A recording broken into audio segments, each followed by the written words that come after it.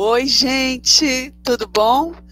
Eu sou a Clícia e estou mais uma vez aqui com vocês para estudar o Evangelho segundo o Espiritismo. Você que nos acompanha toda semana, deixa logo aí a tua curtida, compartilha os nossos vídeos, deixa teu comentário para que a gente possa interagir cada vez mais com esse estudo que está sendo muito proveitoso para mim, para minha amiga Nádia, que por sinal está aqui do meu lado. Tudo bom, amiga? Tudo ótimo. Oi, pessoal. Olá. Clícia, eu vou pedir às pessoas para deixarem também a reclamação, porque a gente está atrasando o estudo. Gente, puxe nossas orelhas lá, por favor. Pois é, Dê o joinha e reclame. Cadê o estudo, Nádia? Porque vocês não fizeram, porque as pessoas fazem isso no nosso privado, né? No nosso WhatsApp. Pois façam lá também para ver se a gente tem vergonha que está no mundo e não atrasa.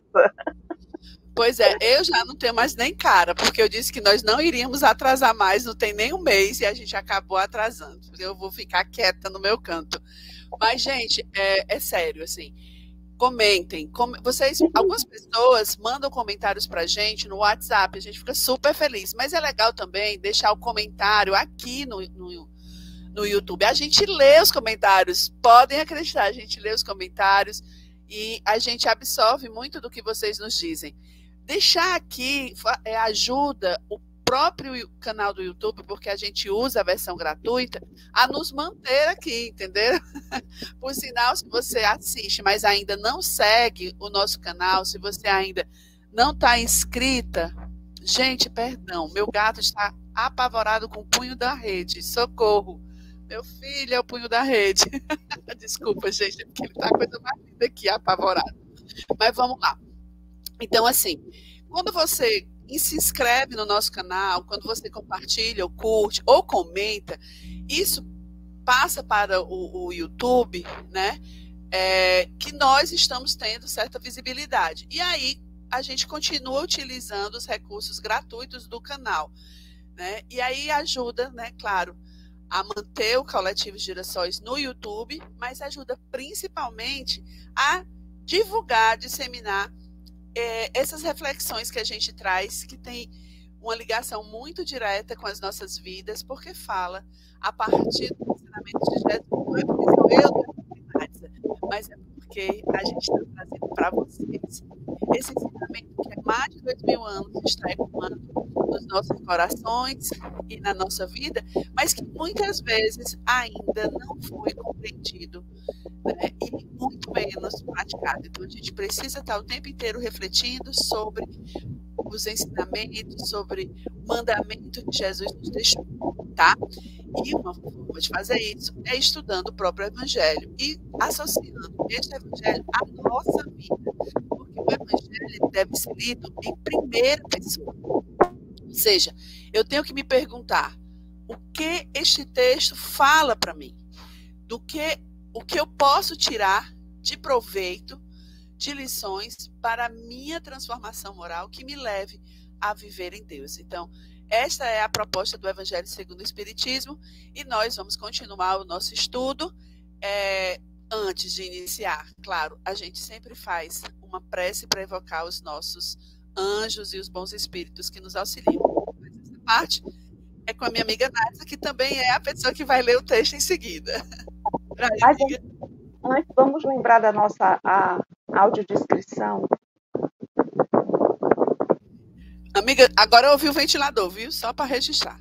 Gente, perdão aquelas pessoas que não estão com condições de nos ver, né? Seja porque são cegas, têm baixa visão, ou porque estão fazendo alguma outra atividade que neste momento não dá para olhar o vídeo. Eu sou Clícia, sou uma mulher de pele clara, tenho um cabelo castanho encaracolado na altura do queixo, mais ou menos. Ele é sempre assanhado, hoje ele está médio assanhado. Uso óculos de grau de haste clara e estou vestindo uma camiseta marrom. E estou segurando o microfone do meu fone. Atrás de mim só tem uma parede sem nenhum adereço, uma parede clara, tá? É isso, vou passar agora para a Nádia fazer também a audiodescrição dela. Tá. Você ouve o ventilador, Clícia? Não? Ok. Eu sou uma mulher de meia idade, de pele clara, cabelos curtos, encaracolados, uso uma pequena tiara bem fininha, tentando dar um jeito nele, óculos escuros, arredondados, estou com um vestido salmão e um colar de crochê. Atrás de mim tem a parede com duas prateleiras com livros e uma bolsa que aparece lá atrás. Então, vamos nos preparar para o nosso evangelho. Como a Clícia disse, a gente costuma fazer uma prece buscando estarmos conosco mesmo, uma concentração melhor para compreender as palavras do Mestre Jesus e buscando tão importante quanto a companhia, a inspiração dos bons espíritos. Amado Mestre Jesus, irmão maior, que exemplificou todo o amor do Pai, assumindo um corpo de carne aqui na Terra. Allan Kardec, espírito que veio com a missão de organizar esse conteúdo que nos fala, que nos prova, que nos exemplifica, ensina como se dá a comunicação com o mundo imaterial, que nos fala da reencarnação, do amor profundo de Deus que nos permite encarnar várias e várias vezes até nos transformarmos em espíritos puros, felizes. Nossos anjos de guarda, obrigada por estarem conosco, nos intuírem o bem, o caminho para chegarmos até aqui. Num domingo, fazendo a leitura e tentando aprender os ensinamentos do Evangelho. Mentores do coletivo Girassóis, amigos encarnados e desencarnados do coletivo Girassóis, obrigado pela permissão para usarmos o canal. Que esse estudo nos traga ainda mais a certeza da vida imortal, a vontade de nos tornarmos melhores e a disposição para servir sempre. Que assim seja.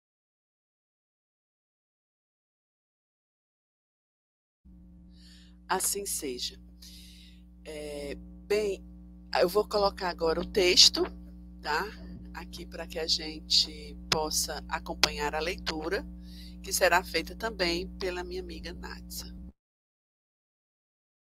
Então, a gente faz uma sequência, né, do Evangelho, a gente continua no capítulo 5, que é um capítulo gigante, o Evangelho segundo o Espiritismo, capítulo 5, Bem-aventurados os aflitos, instruções dos Espíritos, se fosse um homem de bem, teria morrido.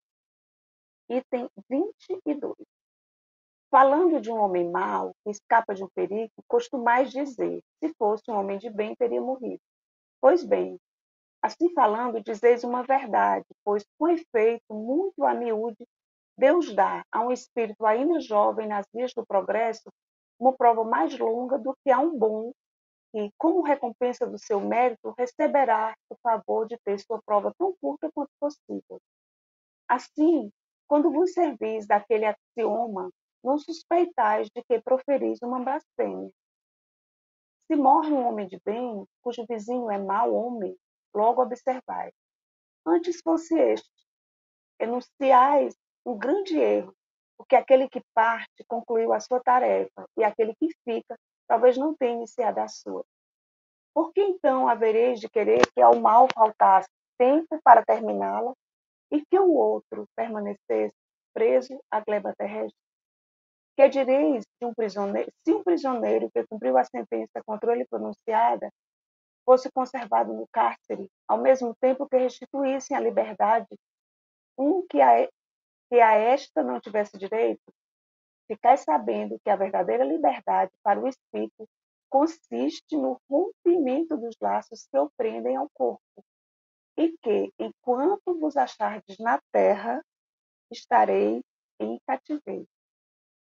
Habituai-vos a não censurar o que não podeis compreender, e crede que Deus é justo em todas as coisas.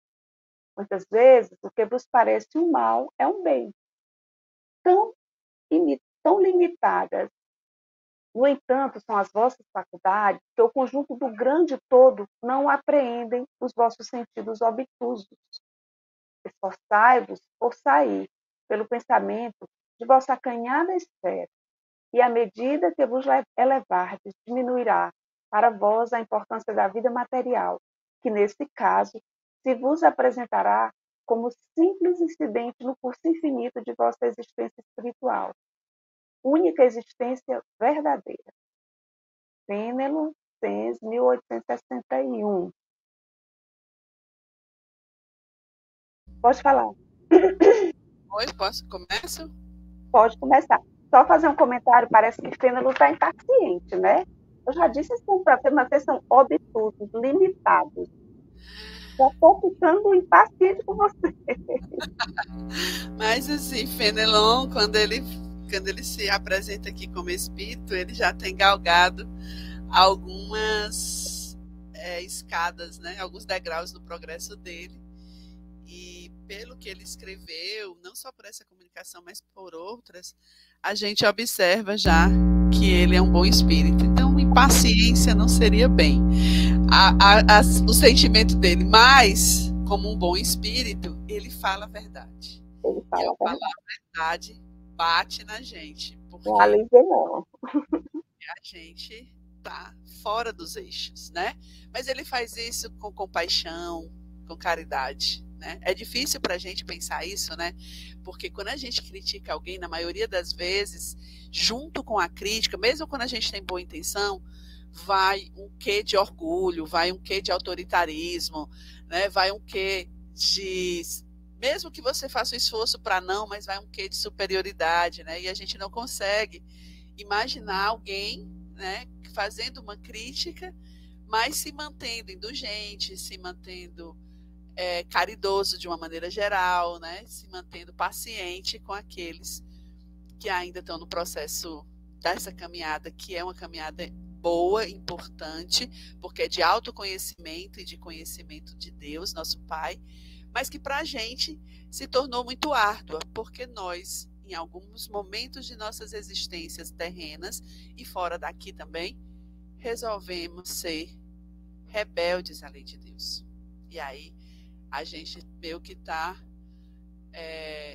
tentando voltar para o caminho, né? A gente se desviou muito, mas temos uma imortalidade pela frente e quanto mais esclarecimentos e disposição para o bem, mais a gente avança no nosso próprio progresso. Gente, mas falando do texto, eu queria começar dizendo uma coisa que já tinha me vindo na cabeça na hora da própria prece que Nádia estava fazendo, que é uma das razões de ser do próprio Espiritismo. Se o Espiritismo tem algum inimigo, esse inimigo do Espiritismo se chama materialismo. Entenda, não as pessoas materialistas, mas materialismo, o sistema de ideias que nega a existência espiritual, a natureza espiritual que nós temos, que rejeita a vida futura que acontece após a morte. Então, se o Espiritismo tem algo que ele combate veementemente, é este materialismo. Por que eu estou falando isso? Porque este texto, ele traz na sua base a ideia materialista, quando diante da morte de alguém, a gente diz, se fosse um homem de bem, teria morrido. Como se a morte fosse um castigo para quem ela chega, né? E, na verdade, a morte ela não é um castigo. A morte é um momento em que nós passamos novamente para a nossa natureza primeira, né? Nossa natureza verdadeira, digamos assim, permanente, que é a natureza espiritual. Então, quando a gente diz contrariada, se fosse uma pessoa boa, teria morrido, né? Já de imediato não percebendo, né, a vida futura como o espaço, o momento, melhor dizendo, em que nós estamos livres de uma matéria densa, que é essa matéria do corpo, e com mais condições de acessar as faculdades que o espírito tem, como não precisar se repor energias, ou seja, se alimentar, dormir ou coisas desse tipo, como não precisar estar nessa lida cotidiana para se manter, né, manter casa, manter trabalho, enfim, essa parte material da vida de relações, né? E ter também condições de perceber a sua imortalidade recordando existências anteriores, já que quando a gente encarna, o véu do esquecimento vem conosco como uma estratégia, como um instrumento didático ao espírito para que ele possa vivenciar suas experiências na carne sem o peso consciente, digamos assim, do que ele fez ou deixou de fazer com as pessoas com quem ele se relaciona. Ele traz nós trazemos, quando encarnamos, a tarefa de nos melhorar, de fazer diferente do que nós fizemos antes, mas nós não sabemos os detalhes das relações que nós tivemos com as pessoas com quem convivemos. Isso facilita, digamos assim, um recomeço, né? Já pensou? Você ser mãe ou filha de alguém que em uma outra existência foi sua rival, sua algoz? É complicado, né? Então é isso. Eu acho que a primeira coisa que eu queria chamar a atenção é para essa tarefa do Espiritismo de nos lembrar de nossa imortalidade, de nossa natureza espiritual. Com você, amigo. Ok. Eu vou lembrar que a expressão aqui, o homem de bem, que Kardec está usando, é aquele que faz o bem, né? Porque essa expressão tem sido usada de várias formas, especialmente nos últimos tempos.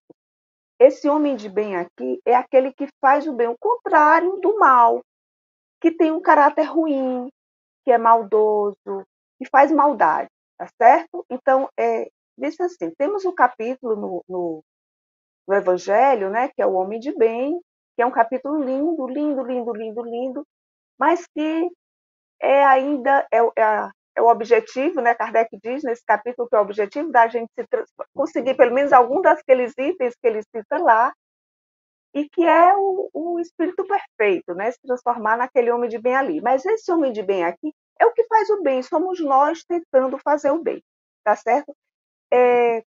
Aí a gente lembra, né, quando diz assim, se fosse um homem de bem, como você falou, Clícia, a Terra, como se desencarnar fosse uma coisa ruim. A gente não está fazendo aqui uma apologia, uma defesa, eu quero desencarnar antes. Não, gente. A gente vem, né, a gente estudou isso, inclusive, acho que no item anterior, né, que a gente não pode apressar o nosso desencarne de forma nenhuma,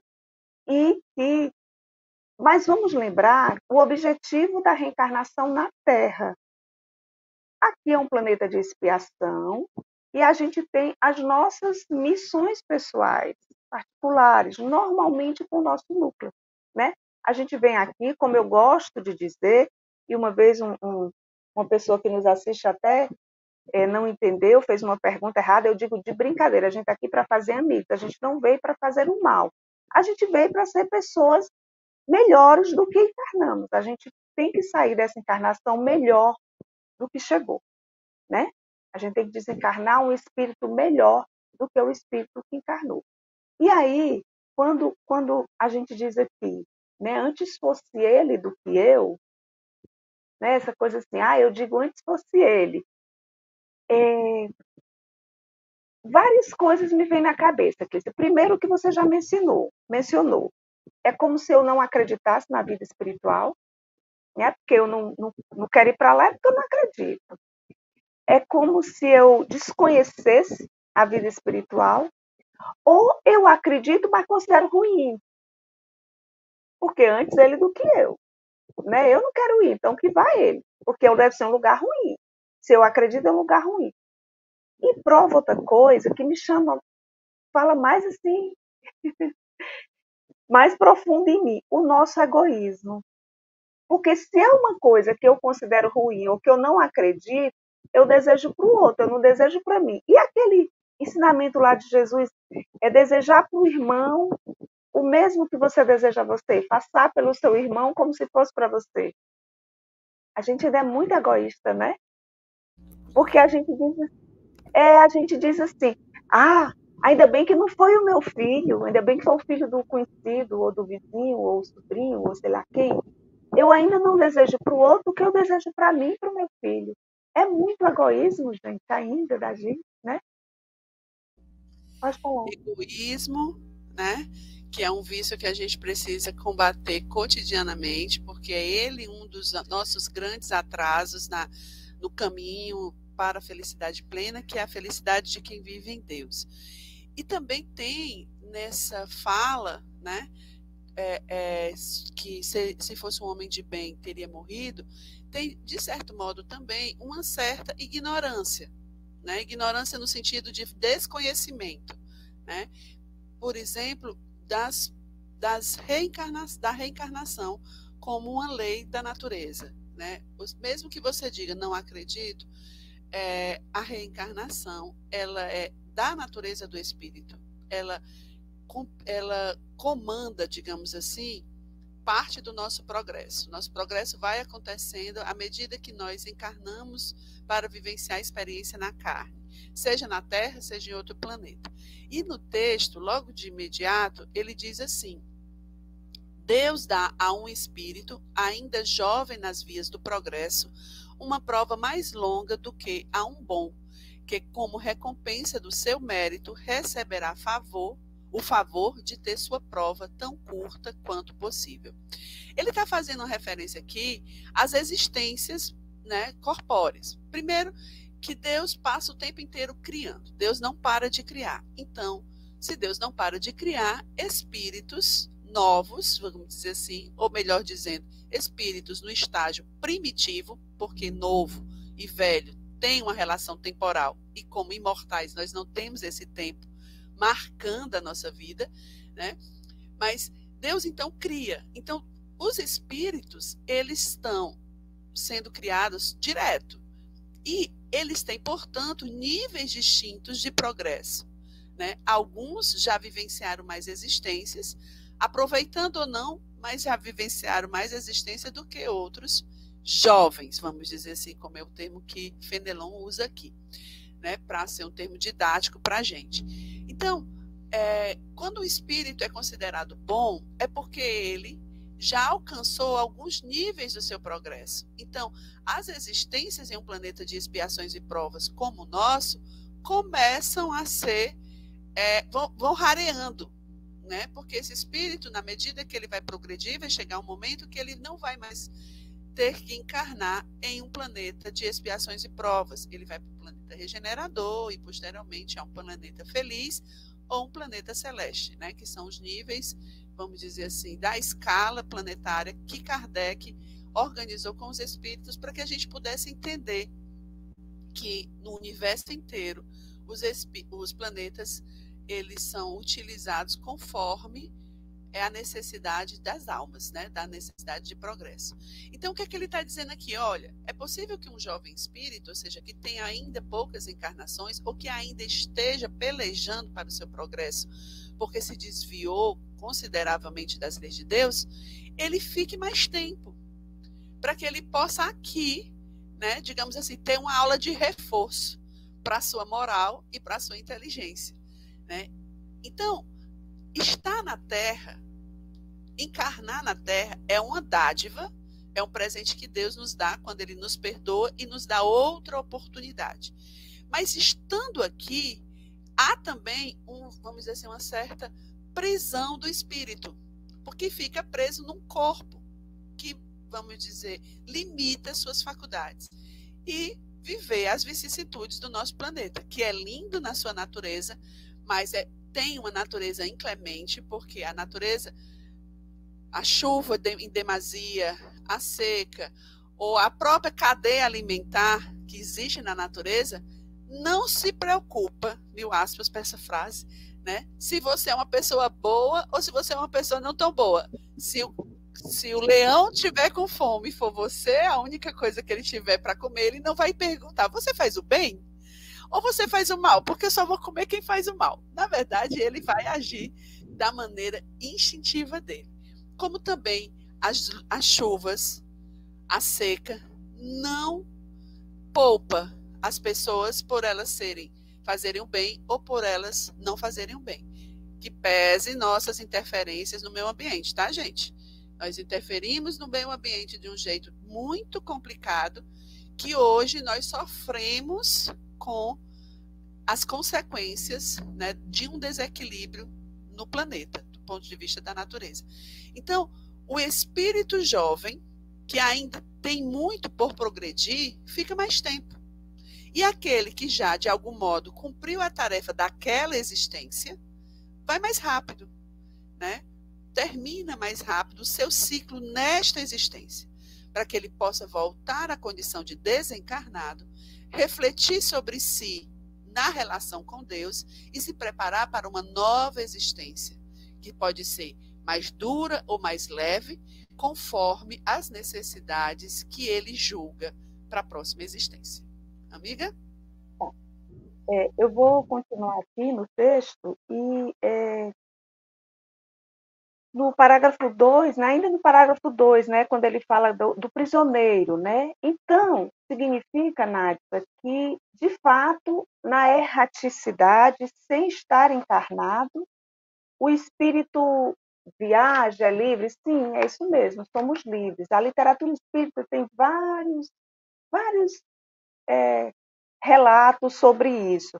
Na questão 233 do Livro dos Espíritos, Kardec pergunta: os espíritos purificados vêm aos mundos inferiores? Os não purificados também vêm, né? Eles vêm nos visitar, os nossos familiares vêm nos visitar.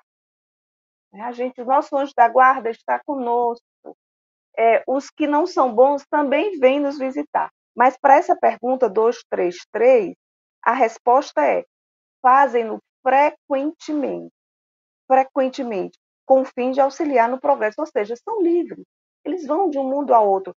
Sanson, quando faz Kardec invoca, logo depois do desencarne dele, Sanson diz: eu sou espírito, minha pátria é o espaço. Ou seja, ele está livre, né? Minha pátria é o espaço, ele está livre, vai aonde quer. O livro Céu e Inferno, os capítulos de 3 a 17, né? No mesmo livro que Sanson se apresenta, ele diz que as populações nos mundos superiores é mais flutuante, porque se desprendem aos mundos inferiores para semear o germe do progresso. Ou seja, eles estão viajando. A gente, quando dorme, que o nosso espírito está livre do corpo, né? Mas a gente sabe que o espírito não está livre e não vai se perder no universo, não, viu? Tem gente também que tem essa dúvida. A gente tem um mecanismo de voltar para o corpo. Quando a gente dorme, que se liberta do corpo, a gente também viaja. Então, estar prisioneiro, estar encarnado é ser prisioneiro mesmo, né? Estar aqui nesse corpo. Eu, para ir tomar um café com a Clícia, eu preciso me deslocar, andar, né? Seja de que transporte for, de que meio de transporte for, a pé, mas eu preciso me deslocar. Enquanto que, em espírito, a gente vai pelo pensamento, né? Só pelo pensamento. Então, é estar prisioneiro mesmo, certo? Já no parágrafo 3º, quando ele diz que Deus é soberanamente justo, quando ele diz não, quando ele se refere a Deus, eu quero lembrar que Deus é soberanamente justo e bom. Né? Vamos lá lembrar dos atributos da divindade, que tem o poder supremo, sem limite. Então, se Deus é soberanamente justo e bom, que tem um poder supremo, essa frase de que ainda é um pouco piega, né, de que Deus sabe tudo, as pessoas falam até de uma forma, acho que sem pensar, eu estou dizendo aqui piega, repete como se fosse um chavão mesmo, né? Deus está no controle, né? Tudo, Deus é bom o tempo todo, as pessoas falam, mas é real, é real. Então, o nosso tempo, a nossa encarnação longa, sofrendo as vicissitudes, as aflições que estamos passando aqui na Terra, como encarnados, se fazem necessárias. Foram programadas, né? Nós sabemos, antes lá de reencarnar, possivelmente a gente participou do nosso planejamento reencarnatório, estou considerando que a gente já tem essa maturidade, e Deus tem o aval, tem a permissão de Deus. De fato, Deus está no controle. Então, se alguém desencarnou e não foi por negligência, não foi o uso indevido do livre-arbítrio, está sob o controle de Deus, certo? Está sob o controle de Deus, porque Deus, de fato, é justo e é bom. Eu preciso ressignificar essa frase. Deus é bom o tempo todo. Eu preciso ressignificar. E é por isso, pelo fato de Deus ser todo-poderoso, bom, soberanamente justo e bom, que Fenelon diz que é uma blasfêmia contra Deus quando a gente reclama da morte e diz que seria, se fosse uma pessoa de bem, teria morrido. Mesmo sem o conhecimento, né, que nos ajuda a esclarecer muitas das nossas dores, conhecimento sobre o mundo espiritual, como a lei da reencarnação e a própria utilidade da morte para o nosso progresso, mesmo sem saber disso, e nós precisamos, né, entender que existe algo superior a nós, que criou tudo que nos cerca, inclusive nós mesmos, e criou junto com tudo que nos cerca uma dinâmica de vida, né? E nessa dinâmica de vida, a morte faz parte. Então, se eu já entendo, né, que há algo acima de mim, que é Deus, não cabe a mim julgar os seus desígnios, porque eu não tenho condições de fazer isso. E aí, às vezes, a gente está magoada, está triste, está até revoltada, porque alguém que a gente gosta faleceu, e aí a gente solta isso, olhando para o outro, que a gente, de repente, não gosta, né? Que são aquelas pessoas que a gente julga que não são pessoas do bem, e aí a gente joga o que para a gente, ou para aqueles, né, que ainda não compreendem a vida futura, melhor dizendo, uma espécie de praga, né, como se a morte fosse uma praga.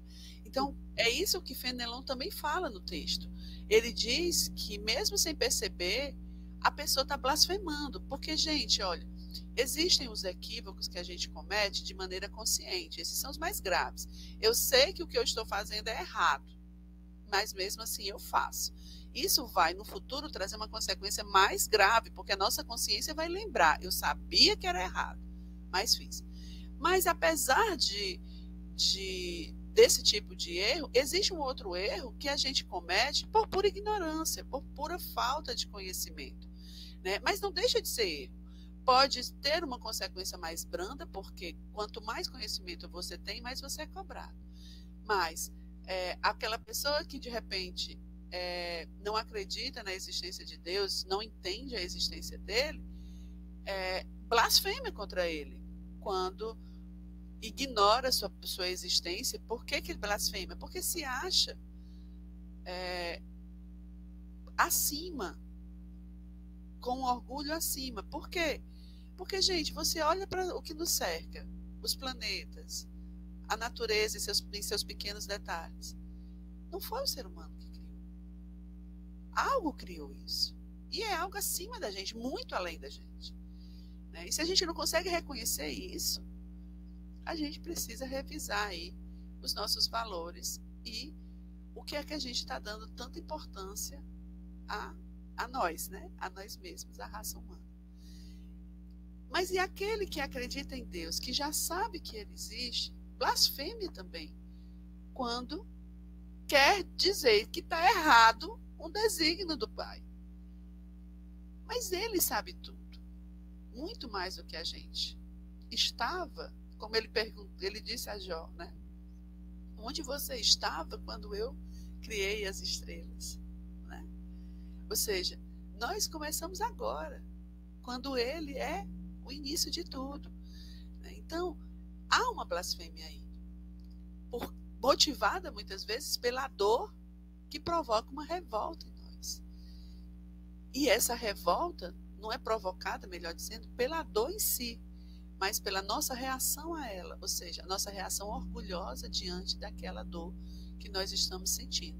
Então, Fenelon chama a atenção para essa blasfêmia, mesmo quando a gente não está tendo suspeita de que estamos blasfemando contra Deus, né? E ele diz que isso é um grande erro, né? Que cedo ou tarde a gente vai reconhecer. Porque, como a gente já falou antes, estar aqui é para vivenciar a existência, as experiências que vão nos ajudar nesse momento para o progresso de agora, que a gente está preparado para fazer agora. Depois a gente desencarna e se prepara para uma outra existência, e outra existência, e outra existência, e assim galgando o nosso progresso. E finalizar aqui, para passar para a Nádia, como ela disse, é um ato de egoísmo. Gente, o nosso planeta, ele é um planeta muito difícil para se viver. O mal ainda se sobrepõe ao bem, porque quase todas as almas que aqui estão são egoístas e orgulhosas. E por que a gente quer que as pessoas continuem aqui? É para sofrer conosco, mas se ela já terminou a sua tarefa, ela tem que ir. E a gente precisa reforçar em nós a fé na vida futura para lidar melhor com esses momentos de separação momentânea. Porque é uma separação momentânea e que muitas vezes nem acontece, porque os espíritos desencarnam e permanecem de algum modo ligados a nós. E nós temos condições de falar com eles, de ouvi-los, seja através do fenômeno da mediunidade, da faculdade mediúnica, seja em sonhos, né? Quando nós nos emancipamos e entramos em contato com os demais espíritos, encarnados ou desencarnados. Nádia?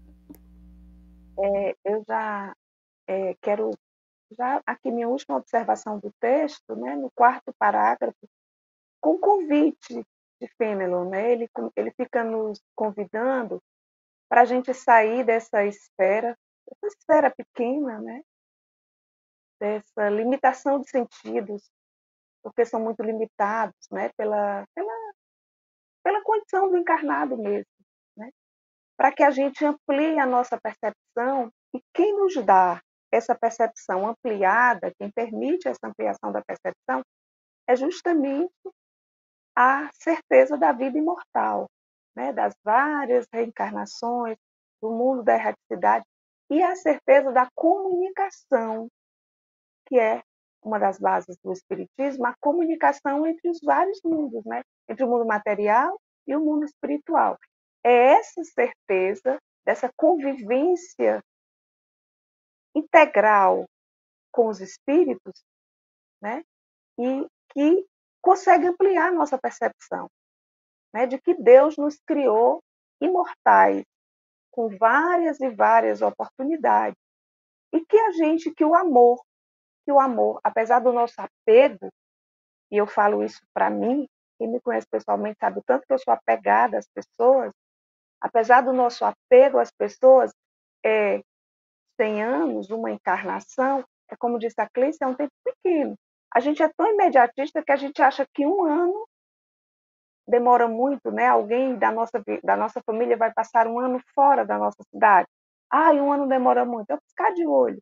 Né? A gente é tão imediatista, a gente é tão egoísta que às vezes a pessoa vai para o bem, para a melhoria dela mesmo, pessoal, profissional, enfim. Então, Fenelon nos convida para a gente mudar o nosso ponto de vista. O ponto de vista do mundo para o ponto de vista da vida imortal, do espírito. E para a gente diminuir a importância que a vida material tem. A vida material é importante para a gente se tornar um espírito melhor. Ela é importante pelas experiências que nos permite viver, pelo aprendizado que a gente conquista enquanto encarnado. Mas é só por isso. A vida imortal não é maior que a vida espiritual. Tanto é que a gente diz, fulano voltou à verdadeira pátria, né? Quando desencarna, voltou para o mundo espiritual, que é a pátria que estar lá. Aqui é só uma viagem, é um bate e volta. Um pouco mais curto, um pouco mais longo. Mas é um bate e volta. A gente vai voltar para o mundo, para a vida espiritual. É isso, Clícia. Então, né, já finalizando, vou fazer só mais uma reflexão para vocês verem como realmente essa frase ela é egoísta, como ela nos falta caridade. Porque o egoísmo é o oposto da caridade. Quando a gente julga que a morte é um castigo e a gente deseja a morte para aquela pessoa que a gente considera ruim, falta 100% de indulgência. A gente é implacável no julgamento daquela pessoa, né? Então, é outra atitude que blasfema contra Deus. Por quê? Porque como Jesus nos ensinou, a gente tem que amar Deus acima de tudo, mas para fazer isso, a gente precisa amar o próximo como a nós mesmos. Esses dois mandamentos, eles são um só. Então, não tem como amar Deus sem amar o próximo. E não tem como amar o próximo sem respeitá-lo. Respeitar, inclusive, o seu estágio de progresso, que pode ser diferente do seu, certamente, né? Mas que você não tem condições morais para julgar as atitudes do outro. Claro que quando você encontra uma atitude ruim, você percebe que ela é ruim, para quê? Para que você não a faça, mas não para jogar pedra no outro. E aí eu lembro da adúltera, que vai ser a mulher adúltera, né? Que vai ser apedrejada à época de Jesus, e que Jesus fala: quem não tiver pecado, que atire a primeira pedra. E ninguém consegue fazer isso diante daquela frase coberta de verdade. E quando ele fica só com aquela mulher, ele diz: quem te julgou? Quem jogou pedra? Ninguém, todos foram embora, ela fala. E ele diz: eu também não a condeno. Vai e não peque mais. Ou seja, ele, o espírito puro, que não tinha pecado, que poderia, portanto, jogar a pedra, se isenta disso. E se isenta porque é caridoso e entende que nós ainda estamos progredindo. Ou seja, ele é indulgente e paciente conosco. É isso. Acho que o estudo hoje vai ficar um pouco mais curto. Para algumas pessoas isso é até bom, porque elas preferem um estudo menor. A gente se esforça, tá, gente? Mas é tão complexo os textos que... Enfim. Você quer comentar mais alguma coisa, Nádia? Não? Então é isso, gente. Nós vamos terminando o estudo de hoje. A gente agradece a presença de vocês. Comentem, compartilhem, concordem, discordem, perguntem. Deixem aqui o seu comentário, tá? E aí, para finalizar, do mesmo jeito que a gente iniciou fazendo uma prece, a gente faz a nossa prece final, agora de agradecimento. Clícia, só pedir para as pessoas enviarem o link que a gente manda para vocês, enviem os seus contatos, vamos divulgar o Evangelho. E outra, gente, aqui não assiste só espírita, não. A gente descobre que tem muitas pessoas, principalmente católicas, que estão assistindo também, né? Até porque Jesus não fala para uma religião, Jesus fala para a humanidade inteira. Vou fazer a nossa prece final para a gente encerrar nosso estudo. Deus Todo-Poderoso, Senhor da vida, fonte de toda justiça e bondade, nós te agradecemos, Pai, por este momento de estudo, de reflexões, que pode nos ajudar a abrir nossa consciência, ampliar nossa consciência diante da vida futura, diante da nossa natureza espiritual. Agradecemos o concurso dos bons espíritos que nos auxiliam, especialmente os nossos anjos guardiães e Fenelon, que fez esse texto provocativo, sério e verdadeiro. Agradecemos a Allan Kardec por ter organizado todo esse conteúdo e finalizamos a nossa prece, pedindo e agradecendo a Jesus Cristo, Mestre amado, que esteja sempre conosco, nos inspirando e nos auxiliando a seguir e a perseverar no bem. Assim seja.